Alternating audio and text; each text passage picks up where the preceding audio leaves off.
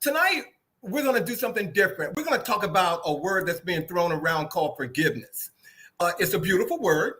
And until it's asked of you by someone who once stood against you. Tonight, I want to talk about the kind of forgiveness that's not easy, it's not clean, and it's certainly not fair. I'm talking about the forgiveness some people are now asking for, people who voted for Donald Trump. People who look past his words, his actions, and the warning signs because they believe he would serve their interests. People who heard his rhetoric about migrants, about Black and brown communities, about women, about the press, and still they voted for this clown. Now, reality has come home to haunt them, and it's called karma. Their jobs are gone. Their families are being torn apart by deportations. Their communities are feeling economic pain. And suddenly they want to talk about, with us, and they want our empathy. They want us to forgive them. They want our understanding.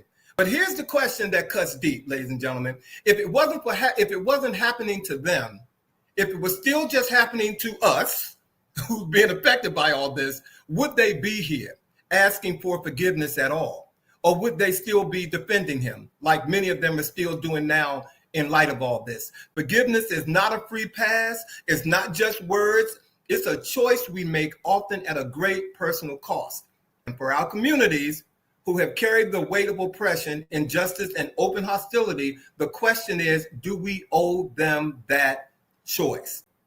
So tonight for our chat, we're going to wrestle with that. We want you all to weigh in, ladies and gentlemen, because we know that you have some opinions and some things that you want to talk about. And we're going to look at what forgiveness really means when the harm was deliberate, when the warnings were clear, and when the regret came only after the consequences hit home. And for those of you who tuned in a while ago, for our chat tonight, we're going to talk about this forgiveness that people who voted for this clown that some people are calling our president, are asking for from us. Some of them are some of our friends, to be honest with you. Our friends. So my first question to you and the viewers, if someone backs a leader like this person, and I had to call him a leader, knowing that he causes harm, but only regrets it after it hurts them personally, do they deserve forgiveness from the people